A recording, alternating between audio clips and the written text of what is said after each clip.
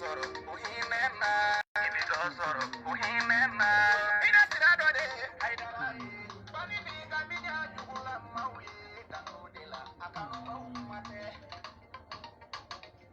foga dogono de bunga silame nyumaye ala ni haidara sababu se kusala de kare dogono ma so kuluki tubi kubila na betu ka fuma ngele moyi so ukane jabi haidara de nana dogono tubi ka dogono bla mogo yalla no te dogono kunye kado ni pere bubi ni farafina sila me ya temelila amatige nyasi dogono ma anya bi dogono ka kewalila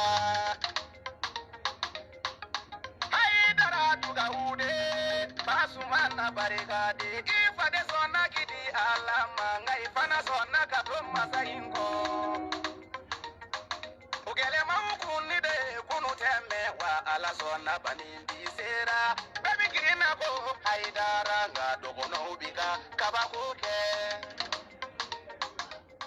ulu sona kutega dinyo amma kudabe bo mana mana kanna ukewale bika ungaba kuya mabeka hasidi unyana mini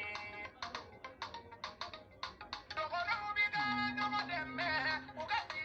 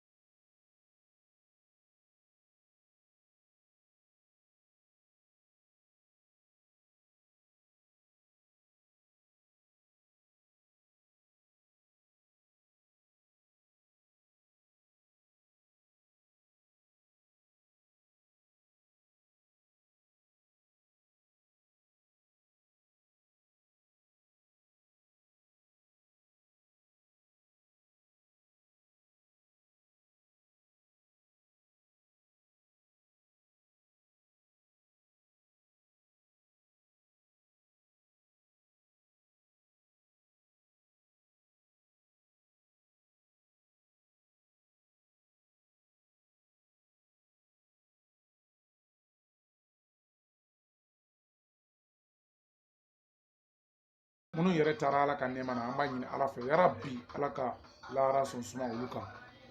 o tɛmɛnen kɔfɛ an bɛna se an ka bagaw dini ma an bɛ se an ka nuru dini ma an bɛ se an ka kɛmɛli dini ma an bɛ se an ka baaru ma an bɛ se an ka kutubulu jamanu ma an bɛ se alimu ala ma an bɛ se seyidina aliyu mɔden ma an bɛ se asani mɔden ma an bɛna se fuseni mɔden ma kira kuntigi mɔden ani kira laban mɔden a seyidi sheikh sherif usman madan haidara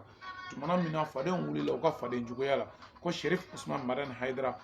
ko nin jamana in kɔnɔ yan ki e tɛ kuma yan ala ko sherif usman madan haidara k'i muɲu ko sɔɔni dɔrɔn ni e tɛ jamana in ka ko foyi tɛ ɲɛnabɔ kunu a fɔra e haidara min ma ko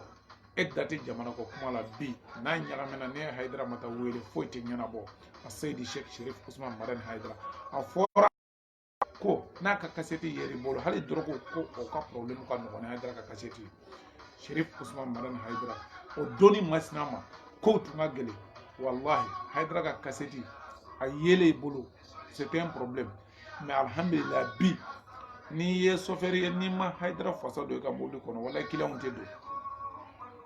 a seydi sheikh sherif usman madan haidara ba sande bani ba madan den dali sani kun e de ye kurana kɔrɔta fadenw banna la hashidu banna la mais bu wuli bɛ tɔgɔ ɲini ni kalabanciya la Sherif Usman Madan Haidara wallahi ala de eke kle ki yanga jugu kuna ijugu kera shitulu wallahi be yele asaydi Sheikh Sherif Usman Madan Haidara ngo Sherif baba ede ala be dendi chamama me ala ta nyuman di bema ala be wolo dendi mogo doma me ala ta barkama di mogo doma ala be wolo dendi mogo doma me ala ta salama la maddi mogo doma ala be me ala ta mumini la maddi mogo doma asaydi Sherif Usman Madan Haidara ala ye eso den chemana ki so a musomana ka bele jerenge mumini ni muminatu yi asaydi Sheikh Sherif Usman Madan Haidara folini tanuni amba kerengere ka nyeshi ma fo bamago bangoni jengana bula ala kike kle ki jugu ke shitulu e ka yango sanfe Sherif Usman Madan Haidara ala yere de elolo briye faso ngono ya fora ko ede ki dadi Sherif Usman Madan Haidara faso wore ko aina Sherif Usman Madan Haidara na ni faso mi valeur do on mi valeur do asaydi Sheikh Sherif Usman Madan Haidara ki wele ka bo malla kati dekore Burkina Faso asaydi Sheikh Sherif Usman Madan Haidara kay faso ka gelew ba asaydi Sheikh Sherif Usman Madan Haidara ki seko ki i faso kona sufra kleka Haidara ambi foki walmana ambalmo bisuina nga borobe na do ambalma do kan nyeka wale do ye réseaux sociaux sanfe ka fo ambalmo nunyina obuka tamper de Haidara kola wallahi billahi obuka tamper de Haidara kola sabla amagonu fuka dondron objectif mbe Haidara bolo olu te quoi olu te Haidara be ka fantaw de nyanina abeka mogo de ye utorole do abeka mogo de ye hami warale mbuka donc ale be ka nyini de ka se ka solution nyino hami no o be se ka lafiya soro ni islamia choko mina Haidara makobo o de la mais anyebe mogo wala olu ka Haidara la goshi Haidara ka audio be tige Haidara photo be do o ka video kono ka Haidara critique mais m'a fo a mogo nu nyina billahi ni bandi sefu de filmu bela mogo kana gele o yaw kantige ka bangwa ala ko yere la fi Haidara kola mais awte wallahi awte nyawtuma don kala Allah tunde Haidara to fa dala tume kuma ka ala ko foli fe ka Haidara tuy sabla nyeti awla mais ambalma dobe fongo to fo ni video ngono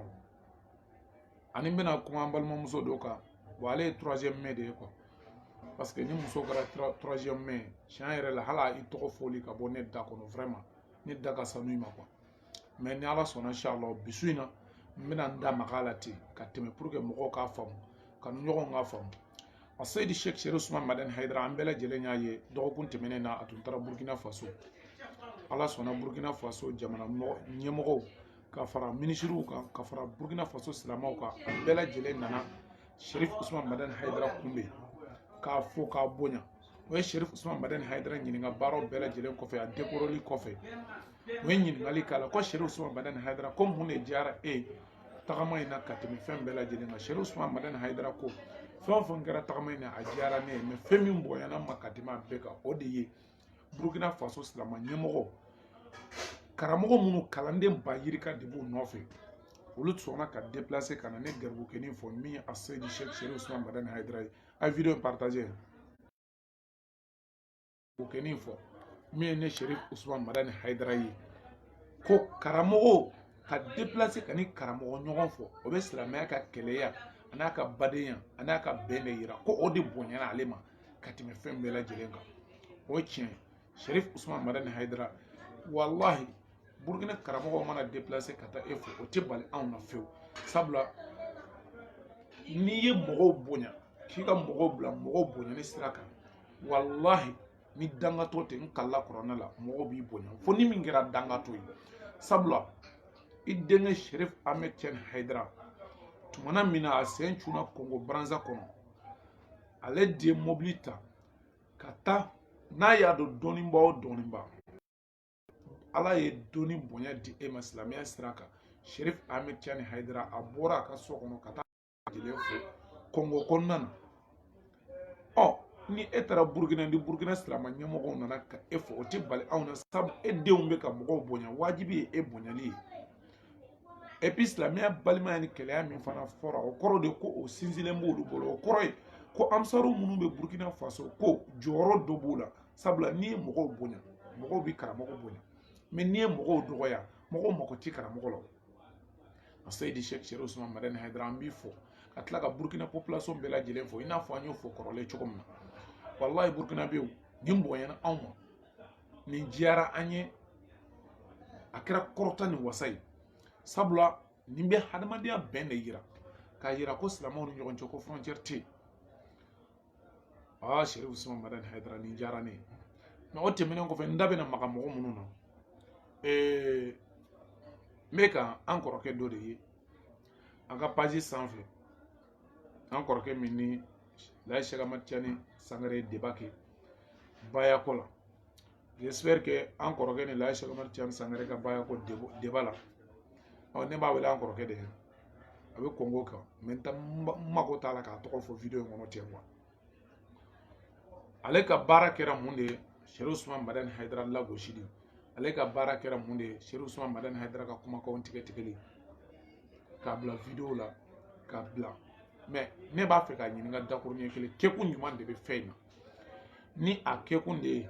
ko Sherif Ousmane Madani Haidara de nɛgɛ ka bɔ mɔgɔw la i y'a jɛ sabula video in tigɛli billahi n kala kuranɛ la o tɛ fɛn den kelen bɔ Sherif Ousmane Madani Haidara la Haidara kanuba y'a partager dɛ mais n mako ma jɔ Haidara jogo la n ka page sanfɛ n y'o fɔ bɛɛ ɲɛna wallahi n'i y'a dɔn k'i tɛ Haidara fɛ i ma wele yan non ne ka page de ye nin ye Sherif Ousmane Madani Haidara kanuba de n y'u wele n'i y'a dɔn i tɛ Haidara fɛ wasalamu i bɛ se ka taa dɛ sabula ne mago bɛ Haidara ka kanubagaw de la mɔgɔ minnu ko bɛ ne karamɔgɔ Seydi Cheikh Sherif Ousmane Madani Haidara fɛ parce que ne mara kuma politique ko fɛ n mago bɛ Haidara kanuɲɔgɔnw dɔrɔn de la ani minnu mago bɛ silamɛya la k'a dɔn e ka laɲini de ye ka Haidara ka kumakan ninnu tigɛ ka Haidara ka vocow tigɛ ka n'o bila i ka page kan k'i b'o kɛ ka Haidara lagosi mais n balimakɛ i ye fɛn dɔ k'i ka page sanfɛ n'o ye Idris Amara Kante ye a n'a ka kalanden ko sa belebeleba a yɛrɛ de y'a tɔgɔ in sɛbɛn ten mais n balimakɛ wallahi lahara jɔn kɛnɛ kan i jɔrɔ fɛn dɔ b'i ɲɛ n kala kuranna la ni nin de ye kira ka sunna ye ni e de bɛ ka e ka wale de ye nin ye ko e de bɛ ka kira représenter wallahi ça fait honte aujourd'hui sabula silama i man ka i silama ɲɔgɔn k'i b'a ɲini k'a nɛgɛ bɔ hadamadenw na o donc i ye video dɔ bila i ka page kan ka molobali cimi caman min bɛ cimi caman da Mali la ko o audio ta o ka musique ta ka a bila Solomani Jara ka video la bon k'a kɛ i n'a fɔ Solomani Jara de bɛ k'o dɔn kɛ quoi bon balimakɛ n'i yɛrɛ ko i b'i yɛrɛ ɲɔgɔn sarama ɲɔgɔn saboter est ce que o fana ye kira ka sunna dɔ ye wa o ye ɲininkali fɔlɔ ye ka ɲɛsin ma k'i silama ɲɔgɔn saboter est ce que o fana ye kira ka sunna dɔ ye sabula anw kɔni ansaru y'aw bonya parce que an karamɔgɔ m'an dege fanɛ ni banen na an karamɔgɔ m'an dege hali kuma jugu fɔra mɔgɔ wɛrɛw ma mais hadamaden de dusu bɛ se ka bɔ wagati dɔ la o bɛ se ka na hadamadenya yɛrɛ kɔnɔ mais billahi Idris Amara Kante i ka kalandenw lahara n'aw jɔra n kala kɔnɔ ni ala y'aw ɲininka aw bɛ ka baara min kɛ billahi baara b'aw ɲɛ c'est à dire que n'a tun y'a laban jɔrɔ n kala kuranna a tun bɛ nin ko ninnu dabila ka tɛmɛ aw ka sira fɛ ne tɛna kɛ wahabiya ye n tɛ surunya ka kɛ a ye mɔgɔ si tɛ se ka n convaincre ka kɛ wahabiya ye o kuma tɛ yen ne ansaru de ye à 100% n bɛ ansaru de la n y'a ɲini ala fɛ ni ala bɛ ne reclé ka dɔɔnin bɔ n ka ansariya limaniya in na sini sɔgɔma n b'a ɲini ala fɛ bi ala i ka nin minɛ wallahi ni n ka layidu ka taa lahara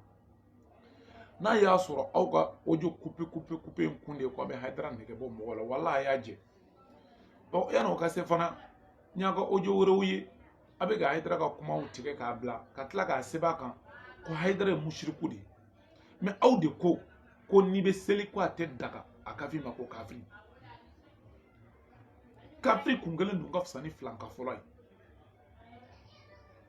mais aw ka baara de ye nin ye ka mɔgɔ dɔ fa de lagosi ka mɔgɔ dɔ karamɔgɔ de lagosi aw ko aw ye silamɛw ye hali bi est ce que kira fana ye nin kɛ wa Idris Amara Kante ni ka mɔgɔw o tɛmɛnen kɔfɛ n ye Idris Amara Kante yɛrɛ ka vocal dɔ lamɛn video dɔ lajɛ a wagati bɔ e ko Cherif Ousmane Madani Haidara e ko ye dajalu de e yɛrɛ de y'a fɔ e ka t'i sigi k'i fa filan dɔ ma ko dajal mais ça fait honte mon frère wallahi i ye marakaw kuma soli billahi ni ne sigira ka miiri n kala kuranɛ la ko ouais maître Silamakan Gakou bonsoir depuis à Paris ni ne sigira k'a ye ko Ibrahim ko Amara Kante maraka de ko ne ye maraka de wallahi maloya n kala kuranɛ la billahi ko ne ni ye siya kelen n kala ala la a ye maloya o de la sadike ne ɲɛ b'a la hinɛ de bɛ na billahi e ka ti sigi ko Haidara ye dajalu ye mais i ɲinana quoi Haidara den ye min k'i la wala o kan k'i faga de Cherif Ousmane Madani Haidara ye ni nɛni bɛɛ lajɛlen fɔ a ma a den tilala ka wuli ka t'i fo ko n bɛ taa fo ko ye ala ka diinɛ lasebaa de e mais e sara quoi i bɛ mɔgɔ min fa ni su ni tile o ka wuli ko n taar'i fo wallahi ni e tun ye halala ye wallahi kan ka maloya ka nin ko ninnu dabila billahi halalaya kɔrɔ tɛ parce que ko n ma sɔrɔ furu kɔnɔ la o dama tɛ baara dɔw de bɛ ni mɔgɔ y'o baara kɛ dɔrɔn hadamadenw b'a fɔ ko siga b'i ka halalaya la wallahi mɔgɔkɔrɔw b'a fɔ ten mais marakaden halala ka baara tigɛ mɔgɔ kiritigɛli ye ten n y'a ye i tun bɔra Haidara la i nana karamɔgɔ wɛrɛw ka pɔsu ta k'olu bila o don n y'a ye tuguni i nana Mohamed Bouye Ɲɔrɔ Sirifukɛ denkɛ fana ka video dɔ ta mɔgɔw bɛ taa fɛ k'u ka dugawu k'u ye k'u ka kɔlɔsi d'a ma k'a ka dugawu kɛ i nana o fana ta k'o fana ye siriku de ye o fana ye mun de k'i la nin funankɛni fitinin i bɛ mɔgɔ min sɔrɔ dɔgɔnin sabanan ye e ka n'i sigi hɔrɔnya yɛrɛ k'i permettre k'i bɛn'o tigi lagosi Amara Kante wallahi ne de ye kira président n kala kuranɛ la wallahi mɔgɔ tɛ ten don silamɛya diinɛ la ni a y'a sɔrɔ e de ta in ye silamɛ ye wallahi mɔgɔw ka sa kafiriya la u b'a préférer ka tɛmɛ e ta in kan parce que anw bɛ nin wele de ko hasidiya e kana sigi Mohamed Bouye den o yɛrɛ t'i dɔn yɛrɛ denmisɛnnin fitinin filan comme anw ɲɔgɔn mais ala de y'a kɛ sirifu ye ala de y'a bonya n'i ma se k'a bonya to yen c'est ton problème mais e k'a fɔ k'i b'o ka video de ta k'a poster i ka page sanfɛ k'i b'o lagosi k'o fana ye siriku ye aw de ko n'i bɛ seli k'a tɛ daga k'a f'i ma ko kafiri sabula aw ko seli ye silamɛya ye o dɔrɔn de b'an n'aw cɛ anw ko seli bɛ silamɛya kɔnɔ de silamɛya baarakɛ minɛn dɔ de mais silamɛya yɛrɛ yɛrɛ tɛ silamɛya kɔnɔ fɛn dɔ de a bɛ komi Facebook filɛ téléphone kɔnɔ cogo min na mais Facebook tɛ téléphone ye o mais Idriss Amara Kante wallahi ye marakaw la malo n kala kuranɛ la i bɔra o la tuguni tile filanin na i ko i bɛna voco dɔ partager n y'o fɛn ye ka fɛn kan o kuma fana ɲɛ bɛ Haidara fana photo la mais dans la loi même Mali sariya yɛrɛ kɔnɔ n'i ye mɔgɔ photo ta k'a bila i ka fɛn na n'a ma jɛn n'a ye a bɛ se k'i poursuivre a kama silamɛya yɛrɛ la ka mɔgɔ wɛrɛ ja ta k'i bɛ taa lagosi silamɛya y'o kɛ haramu de ye haram ko i ka taa sigi misiri dɔ kɔnɔ k'i bɛ taa ala ka danfɛn dɔ de nɛgɛ bɔ ala ka danfɛn wɛrɛw la o tuma e de kɛra ala ye wa ala dun ko a ka di ni ala ye cogo min na n bɛ a kɛ ten de ni ala ye mɔgɔ min bonya k'a sankɔrɔ ta ni e mɔgɔ min ko i ma jɛn n'a ye o kɔrɔ de i ma jɛn ni ne ka ala ka kɛta dɔ ye Idriss Amara Kante wallahi ye marakaw maloya mais i ye silamɛya maloya wallahi ni nin de ye sunna ye n kala kuranɛ la billahi n kala kuranɛ ni nin de ye sunna ye billahi wallahi mɔgɔ bɛ nimisa sunna ko la n kala kuranɛ la mais time degu trop wallahi karamɔgɔ cɛ n kala kuranɛ n jigirila e ni ne kɛra siya kelen ye o de ye n tɔɔrɔ quoi billahi mais comme ala de y'o fana kɛ tuma dɔ ni sigira k'a la n b'a fɔ o ye ala ka kɛwale ye mais i ye hadamadenw malo de billahi i ye hadamadenw malo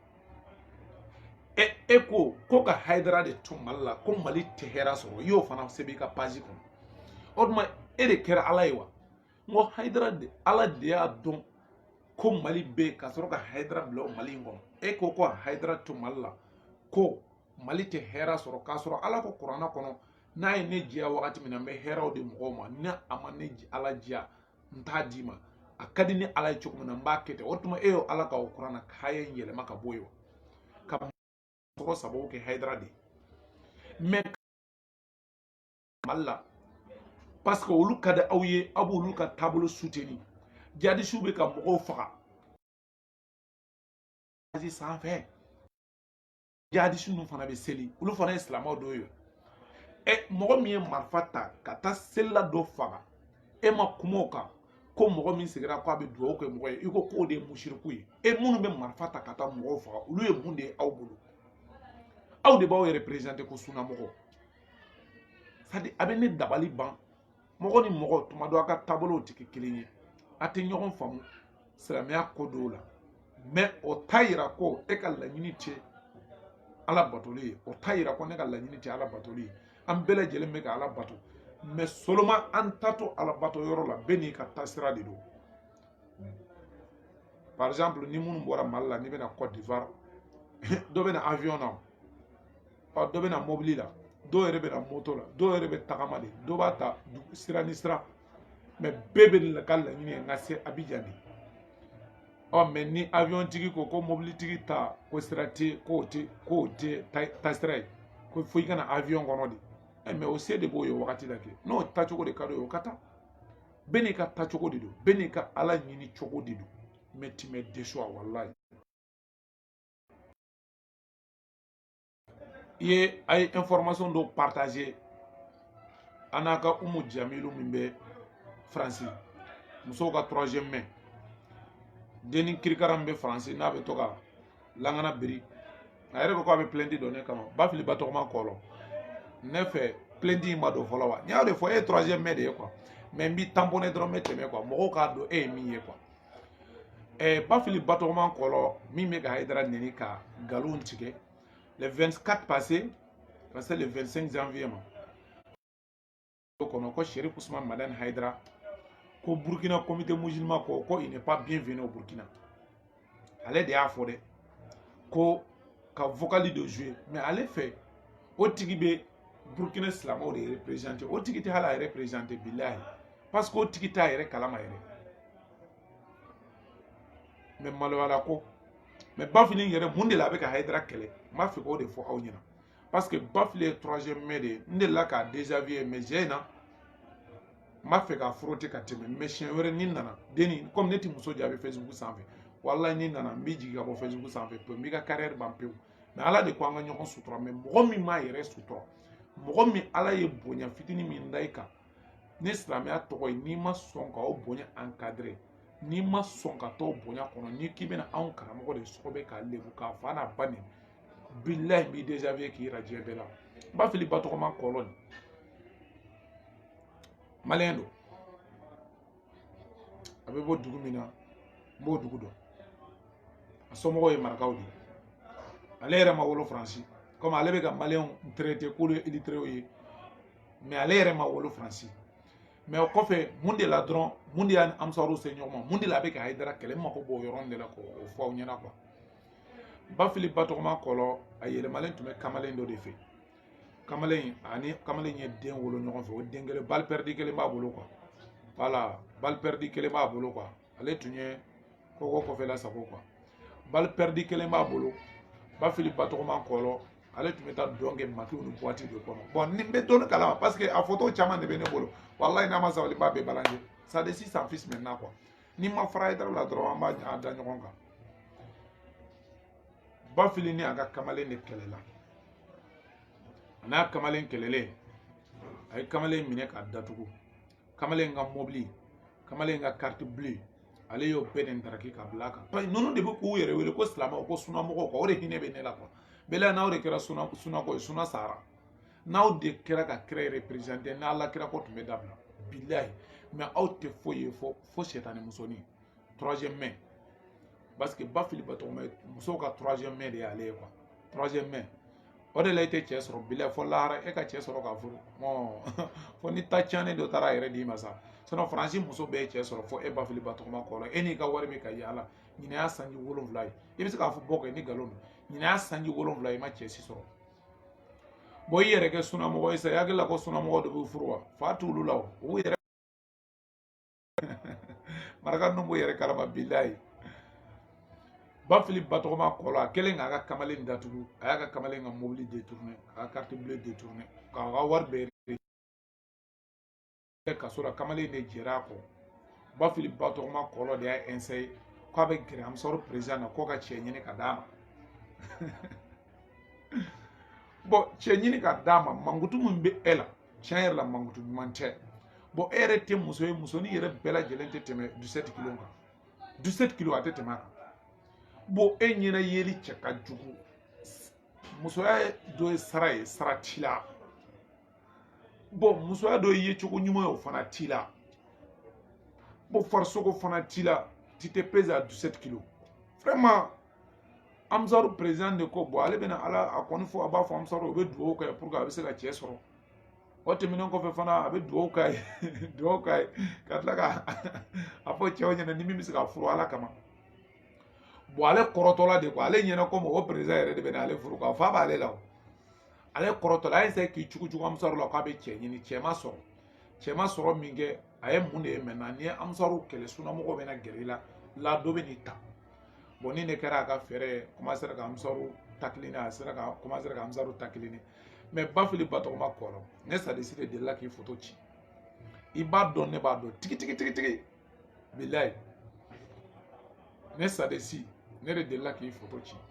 mais kala kuranna la balimamuso ni ma i siyɛn bɔ Hayidara ko kɛlɛ la bilayi i bɛ lebu yan bilayi i bɛ lebu dan t'a la parce que i delila k'a fɔ k'i bɛ plainte kɛ ne kan i bɛ to faransi ka plainte kɛ ne kan Côte d'Ivoire kan jɛ y a pas de problème n'i nana Côte d'Ivoire don min i b'a dɔn ko wallahi ala de ye sankolo ni dugukolo da n kala kuranɛ la bilayi tɛ tɛmɛ 17 kilos kan bon o de la vraiment an mago t'olu la minnu bɛ ka Hayidara kɛlɛ ale taara nkalon tigɛ ko Burkina comité musulman ko Hayidara tɛ mais ale minnu b'i sara minnu b'i bila nan kala kuran olu bɛ Hayidara dɔn ka tɛmɛ ka bilayi Hayidara de ye kuranna kɔrɔta karamɔgɔ 500 ɲɛna Mali la kuranna k'a kɔrɔta karamɔgɔ 500 a ma se ka sɔsɔ i ɲɛ bɛ minnu na Mali la ko sunnamɔgɔ karamɔgɔ baw tɛ mɔgɔ tɔgɔ fɔ fɔlɔ dɛ ko sunnamɔgɔ karamɔgɔ baw ko sunnamɔgɔ karamɔgɔ ba ninnu Hayidara ni olu yɛrɛ de ye débat kɛ n'i y'a ye o tɛ se ka kɛ Hayidara fɛ ne b'a kun dɔn Hayidara ni olu de ye débat kɛ ORTM tun kan ka débat min bɔ o don Sherif Usman Madani Hayidara ni Amsaru Funangeni min taara a tɔgɔ ye Ali Sidibe ale de ni Hayidara taara débat kɛ yɔrɔ la Hayidara ye kuranna kɔrɔta ka foronto sur'u la Alpha Tile don hali bi a kasɛti ma bɔ bilayi o de la o tɛ kɛ Hayidara fɛ fɔ lahara o ye jadisiya promotion kɛ yan k'a kɛ yan k'a kɛ yan fo o don u ka ɲɛmɔgɔ ba a nana kuma dɔ yɛrɛ fɔ o yɛrɛ maloyala ko ba ko Mali armée k'olu bɛ dulɔ de min ka taa kɛlɛda la bilayi ni silamɛ ɲɛmɔgɔ yɛrɛ ye nin fɔ an balimaw ma an balimaw de ye armée n'u ye an kɔrɔw don an dɔgɔw don ko u bɛ dulɔ de min ko ka taa kɛlɛyɔrɔ la k'o de la k'o bɛ ka sa mais a m'a fɔ fewu ko jadisi minnu bɛ k'u an ka armée attaquer k'u faga k'olu tɛ mɔgɔ ɲɛnama ye k'olu tɛ silamɛ ye mais a bɛ k'olu de soutenir k'an ka armée de lagosi ko an ka armée bɛ dulɔ de min non silamɛ ɲɛmɔgɔ mun y'a wele ko sunnamɔgɔ de o yɛrɛ de ka kumakan ye nin ye quoi kira ye nin fɔ a ka sahabaw ma kira ye nin fɔ a ka soldaw ma e yɛrɛ bɛ jamana kɔnɔ e bɛ sunɔgɔ k'i gɔrɔntɔ mɔgɔ minnu nɔfɛ e bɛ tila k'a fɔ k'olu ye dulɔ minnaw de bon n'i bɛ Mali armée min dɔn ko a bɛ dulɔ de di soldaw tatɔ ma front na a t'o tigi fɔ an k'a mɛn kalabanci a tɛ mɛn da la tuguni bilayi n'i kumana dɔrɔn Facebook ko tila ne bɛ ban ka kuma sisan dɔrɔn u b'a cari fan bɛɛ fɛ ala y'a partager sa a ka se a ma a k'a ye fɔ a ka salon yɛrɛ kɔnɔ non nin ye ne dabali ban bon ninnu de b'u wele u yɛrɛ wele ko sunnamɔgɔ e ye sunna jumɛn ye sunna jumɛn fo n'a kɛra setanɛ ka sunna ye sa parce que setanɛ ka sunna f'i ka setanɛ sago de fɔ mais minnu bɛ ka marifa kɛ k'an ka mɔgɔw faga u ɲɔgɔn kafiriw tɛ mais o kuma tɛ fɔ u ɲɛna ko n'i y'a fɔ ko n'i taara Mali la u bɛ bɔnw wuli la n'an taara ka bɔnw wuli an na k'an bɛ sara saya yɛrɛ an yɛrɛ su tɛ ka ban ma parce que anw y'a nin na an ka nafa kɔrɔkɔ dɔ bɛ sɔrɔ sini nka Hayidara ka kisi k'Ala ka diinɛ lase anw y'o de fɔ denmisɛnninya tɛ o bilayi a b'an da la cogo min n kalila kuran na a b'an dusukun na n'a t'an dusukun na n b'a ɲini Ala fɛ n kana video tigɛ ka nin to n na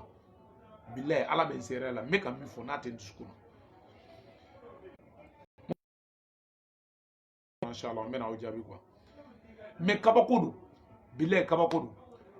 silamɛ ɲɛmɔgɔ k'i jɔ ko an ka armée bɛ dulɔ de min k'o de la k'u bɛ jadisiw bɛ k'u faga o koro de ko jadi siya kain parce que kulu be konya mana mali armée de lagosi to filɛ ninnu ye ninnu bolo silama ɲɛmɔgɔ bolo kutuba bɛrɛ b'a kunna ko silamaw ɲɛmɔgɔ a jɔlen bɛ misiri kɔnɔ minibaru sanfɛ ala kira jɔyɔrɔ la a bɛ ka dulɔmi nkalon de siri an balimaw la an dɔgɔnin n'an kɔrɔw n'an faci fitininw na minnu ye armée ye mali armée n'i ye silama bɔ a la ne hakili la a to b'a den o bɛɛ bɛ seli o bɛɛ bɛ sun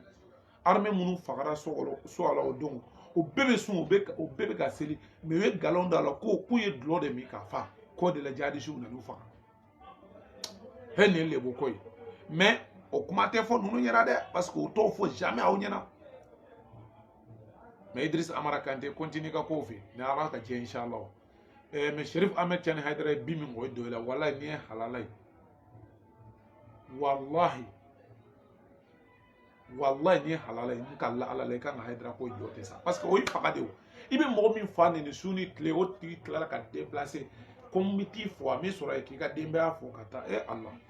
hey dugawudenw la ɲɛma Sherif Ahmed Tidiane Haidara kuranatigi de ye Haidara wallahi ye bi dɔ kamalen na wallahi ala kira mɔdenw aw bɛ ten de ala ye hasaniya jogo di Sherif min ma kɔni ka se to a ye ka sabali ka se to a ye ka sabali wallahi ka se to a ye ka sabali o la a bɛ se ka continuer Haidara ni nin fɛ quoi mais c'est un retard pour vous quoi a ye ko wɛrɛ ɲɛɲini baya min kɛra Congo amsarow bolo mɔgɔw ye layidu 6 min ta ko n tɛ fila fara ala kan n tɛ sonyɛni kɛ n tɛ jɛnɛya kɛ n tɛ n den faga n tɛ namara kɛ n sen kɔrɔ n t'a kɛ n bolo kɔrɔ ni ala kira Mamadu Mustafa in bila baara ɲuman na n b'a kɛ o mɔgɔ ba caman de ye Congo jamana in kɔnɔ sa mais o mɔgɔ ninnu i tun bɛ yen dɛ o fana tun bɛ yen wallahi mais Sherifu talen bila u ye baya kɛ u ye tiɲɛ ye u ye tiɲɛ ye o ye tiɲɛ ye aw ko ko Haidara ye dajaliw de ye aw ye nin bɛɛ fɔ Haidara ma wallahi u ye fɛn bɛɛ nkalon da Haidara la sa fo k'a fɔ k'a kɔnɔma don wallahi o m'o dɔrɔn de fɔ sinon u y'a bɛɛ fɔ a ma mais u ɲinɛna ko mɔgɔ dɔ fa don u ɲinɛna k'u fa filan don u ɲinɛna ko ja marakaden n'i t'i fa dɔgɔya i man ka kɛ ka mɔgɔ wɛrɛ fa dɔgɔya mais u ɲinɛna o kɔ mais a ye couper ten a ye taa fɛ aw ka mɛn Haidara ka publicité kɛli la Haidara ka temps tɛ aw bolo ala ka Haidara kɛ tile k'aw kɛ situlu ye a b'a yɛlɛ hali sini ala bɛ bonya wɛrɛ kɛ Haidara ye aw ye fɛn ta de ye aw ye yɔrɔ kabore ta de ye a ye sigi tuguni sɔɔni Haidara bɛna Côte d'Ivoire Alassane Ouattara fana bɛ taa décorer aw ɲɛden aw sɔnden bɛ pere o la sanpɛrɛn bɛ jigin aw kɔ la a bɛɛ ni ala cɛ a ye sigi a ye nin de ye o a ye nin de ye dɔrɔn a tɛ mɛn ko don dɔ la Saudiya roi de Saudi ye a bɛna Sherif Ousmane Madani Haidara wele k'a décorer aw bɛɛ ɲɛna yan a ma foyi ye fɔlɔ anw ye nin de fɔ an ko nin bɛɛ ka dɔgɔ Haidara ko la mais an bɛ Burkina bɛ fo ka ŋaniya ɲumanya la Haidara jugu minnu fana bɛ ka Haidara nini k'u b'a tɔgɔ tiɲɛ k'u b'a nɛgɛ bɔ walayi aw ni ce yanni ka bɔ kuma kɔnɔ n bɛ taa an ka petit Amerikɛnkaw ka bilakorokuntigi Amadu Sangare mais est-ce que e ye silamɛ ye mɔgɔ min n'a ye mɔgɔ wɛrɛ nini ka nkalon da mɔgɔ wɛrɛ la e ka to audio ta k'i b'o audio publier ko e b'a fɛ ka nkalontigɛla in ka kuma yira ko nkalontigɛla ko mɔgɔ nɛnɛ ko mɔgɔ ɲɛnama tɛ k'a sɔrɔ o tɛ a bɛ ka min nɛni o de diyara ye e b'a fɛ k'a fɔ de mɔgɔw k'a dɔn k'o tigi de tɛ mɔgɔ ɲɛnama ye mais an bɔr'i ka ko kalama e delila ka n'a fɔ yan Konate k'o ye intouchable tonnerre ye ko n'o t'o ye k'o ka kuranna bɔ k'i kalaya kan wala ne m'a dɔn balimakɛ in bɛ jaabi kun ɲuman na wala ni mɛ Mamadu So ye n'Ala ne bɛ ka jigin a la wallahi les grands kana ninnu jaabi ninnu to anw bolo nin ye bilakɔrɔnin de ye donc aw kana i ka sama faga mugu ci zonzannin na bilakɔrɔnin to n bolo n k'a ka cas d'a ma sisan a banna an ka tɛmɛ n'an ka ci sɛbɛnw ye i nana ka video ni fɛn minnu poster u bɛ ka Haidara nɛni u bɛ k'a fɔ k'anw ye gabadenw de ye ko Haidara ba ka fisa n'an baw ye ko anw t'a dɔn mais Haidara ba ka fisa n'olu fana ba ye wa Haidara yɛrɛ t'olu dɔn anw minnu filɛ nin ye wallahi an t'olu dɔn an ɲɛ t'olu la anw ka nafolo n'a kɛra tama kelen ye billahi n kala kɔrɔ an b'a di Haidara ma kɔngɔ k'an faga mais an b'a d'a ma parce que anw ta don an halala don an ma mɔgɔ ka wari suɲɛ mɔgɔ ka juru t'an na depuis ala k'an da an ma jɛnɛya kɛ n y'o de fɔ n ko Haidara de kama anw ma jɛnɛya kɛ sinon ça dit ni wulila ka jɔ sisan je me mesure à au moins 2 mètres ne yɛrɛ 2 mètres cɛ min bɛ se 2 mètres ka bonya ka jɛnya ka sara don a la mais ala y'o sara kɛ ne yɛrɛ ye mais bilayi ne ma wasoro ye ne wasoro ne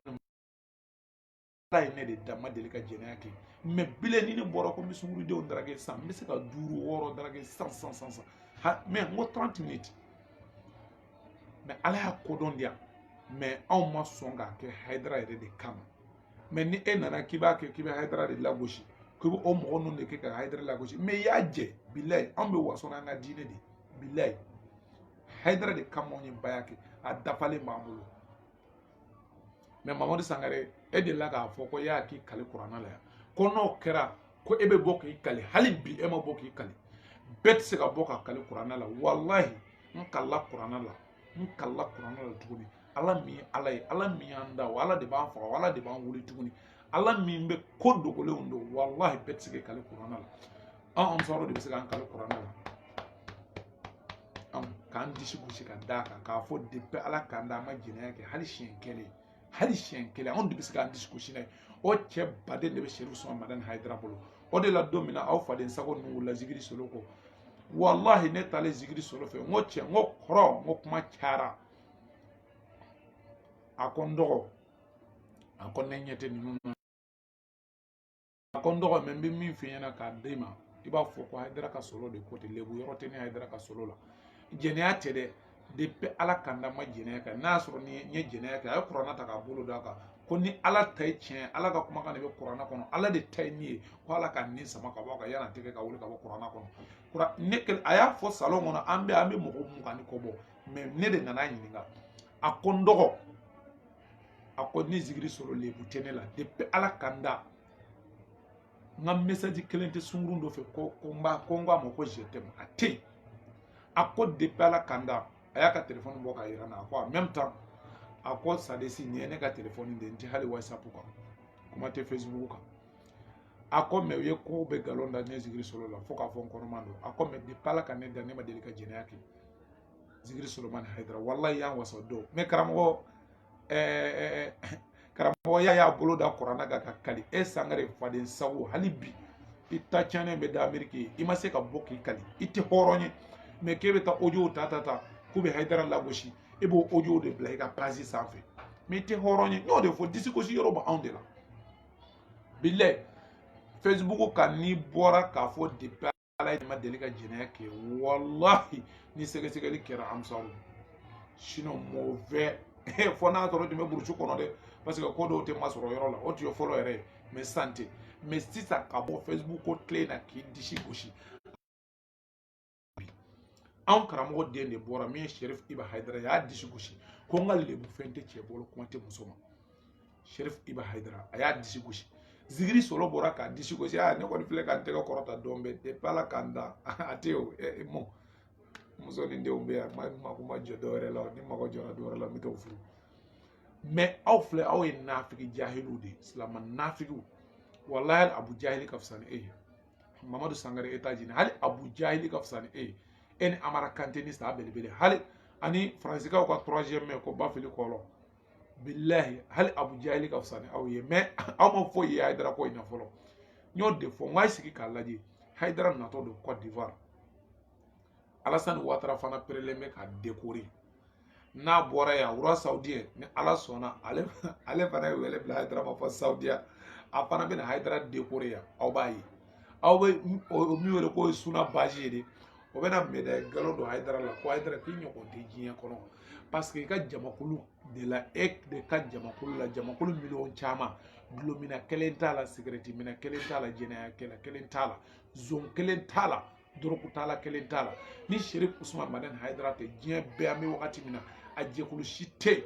ko mɔgɔ miliyɔn 5 mɔgɔ miliyɔn 6 mɔgɔ miliyɔn 10 ko a bɛ sɔrɔ i ka association kɔnɔ silamɛ association ko e de bɛ ka ala ko fɔ ko e de bɛ ka ala ko fɔ ko sigarɛti mina kelen tɛ ka association kɔnɔ dulomina t'a la zon t'a la jɛnɛyakɛla t'a la Sɛrifu Usumani Madani Hayidara n'a kelen tɛ a tɛ yen ni dɔwɛrɛ b'a yira n'a kɛ filimu ka ban pewu association caman wulila dɔw wulila dugujɛ fɛ dɔw wulila fanɛni banini dɔw wulila k'a bɛɛ fɔ dɔw wulila yɛrɛ contre Hayidara do fana wulila faden sago Yakubu Haidara ka ko kopi ko la dege ba na tigiti kelen ye ala ye Sherif Usman Madani Haidara de kɛ kira bode ye a diyara i ye o silamɛw ɲɛmaa don a ma diya i ye o silamɛw ɲɛmaa don k'a sɔrɔ a ka nɔmɛ silamɛw ɲɛmaa don hali n'a tɛ pɔsi in fana la silamɛw ɲɛmaa don ala ka a se di Sheikh Sherif Usman Madani Haidara ko a ko tapi rouge ko ye k'o fana b'aw tɔɔrɔ o ba sanpɛrɛn bɛ jigin aw kan billahi a tɛ tagama tapi rouge kan a tɛ kɔw la tapi rouge in tagamali ma daga bɛɛ dɛ Sherif Usman Madani Haidara de n'a ka kan ka tagama tapi rouge ka a faso kɔnɔ ka taa faso wɛrɛ la ka tagama tapi rouge ka ala ye a kɛ ale de ye ni tagamana ka Mali la an b'i sen kari tagama kan i k'a ye o tuma e kɛra Haidara ye wa wala Sherif Usman Madani Haidara ni burkinabɛw y'a décoré ka fɛn bɛɛ k'a ye alhamdulillah cɛ balana o de la an bɛ ala fo ka ala tanu k'a da ka tuguni k'a yira an na ko ala i ye Haidara d'a ma a diyara an ye wallahi faden minnu tɔɔrɔla ko tɛ Haidara fɛ o kɔni a ka kungo b'a ko wallahi sabula n'i ma kɛ Haidara fɛ dɔrɔn baara de ye bani ye sɛgɛn ni ɲani min kɛ ko aw mɔgɔlankolon de bɛna sigi ko cucu ni caca la wallahi a ma foyi ye ala k'ala ala la mais Sherif Ahmed Tidiane Haidara a y'aw kɔni su dɔ de billahi aw a y'aw su dɔ de i ye mɔgɔ min fa n'a ba ni su ni tile o ka tila ka bɔ ka tila ka t'i fo i ka so kɔnɔ i sara wallahi a décoré la dɛrɛ wallahi a décoré la n'a ma diya min ye sanpɛrɛn 700 ka jigin kan a foyi t'a la donc balimaw nin tun y'a ka sufɛ foli ye k'a yira aw la dɔrɔn ko Idriss Amara Kante Congo n'en pas honte wallahi Sherif Ahmed Tidiane Haidara déplacé ka taa ale de fo su ni tile ale bɛ Haidara de ye ko Haidara ye dajali ye a ye Haidara ka hali photo ta ka t'olu publier ka montage ni fɛn bɛɛ ka photo couper k'u coller parce que tɔw bɛ ala bato ale bɛ Haidara kɔ de la ale tɛ ala bato la dɛ ale bɛ Haidara kɔ de la mais ma foyi yara wallahi mais min kɔni ye n faga ɲina non kamalen min ye n faga i b'a dɔn ko e ye maraka ye non tiɲɛ yɛrɛ la o de bɛ o komi ala ka ko de wallahi yɔrɔ ka bɔ dɛ wallahi u tile jara dɛ yɔrɔ ka bɔ de wallahi donc balimaw n b'a fɛ k'aw bila yan bosokɛ dɔ fana ye kasɛti dɔ fɔ tiɲɛ yɛrɛ la nka ale ka kasɛti in ta bon ni ne y'a bila quoi Seyda Mariam Djibo bɛ kɛnɛ kan ni ne y'a bila a kana kɛ baara ye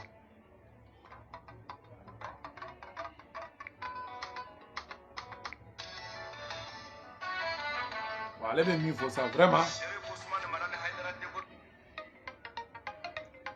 kuma min bɛ ka fɔ yan vraiment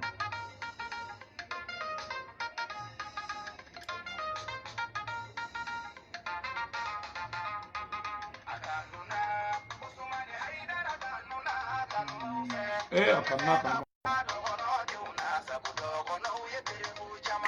dɔgɔnɔw ye prévu bɔ dɛ wallahi dɔgɔnɔw aw ni ce mais a bɛ min fɔ ne m'o fɔ dɛ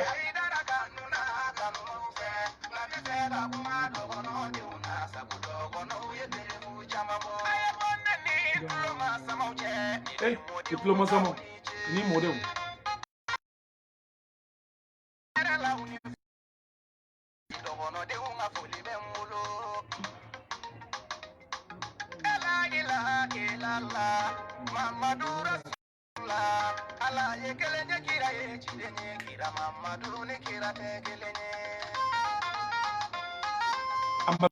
bila yan ni ala sɔnna inshallah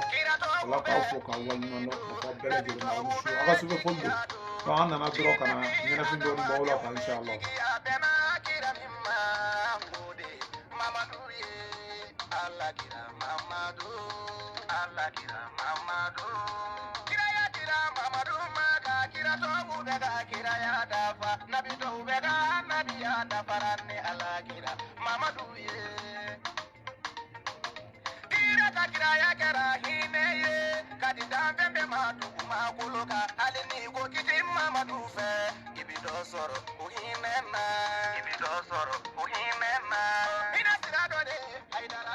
ijo yani nga bɔ kuma kɔnɔ u tun ye photo kɛ haramu ye yan billahi ka photo gansan u tun y'a kɛ haramu ye yan mais sa publicité kan bɛɛ ka bɔ ka télé la publicité sogo bɛ publicité bɛ bɔ dibi sogo billahi o tigi Haidara ka photo Cheikh Ahmad Tidiane ka photo Cheikh Shala nun ka photo Sherif Hamawula ka photo nyoro o tun y'a bɛɛ kɛ haramu ye ani Cheikh Umar Ɲashi nun ka photo mais billahi sisan o yɛrɛ bɛ publicité b'u ka télé la photo kɛra haramu ye yɔrɔ min walahi télé tɛ se ka daga o yɔrɔ la.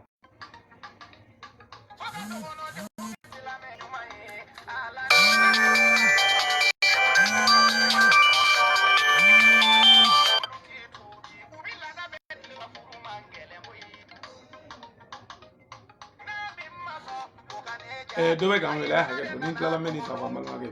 o de b'a bila message WhatsApp la.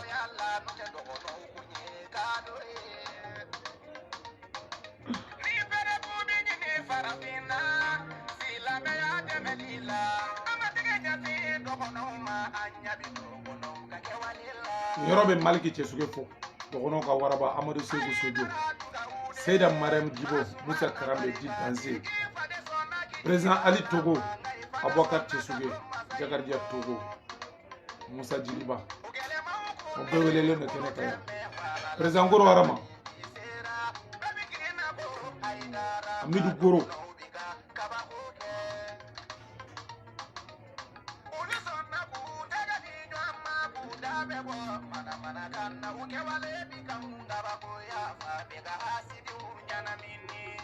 hey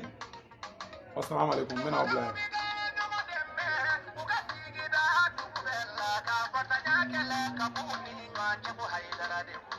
dɔw bɛ faden sagoya la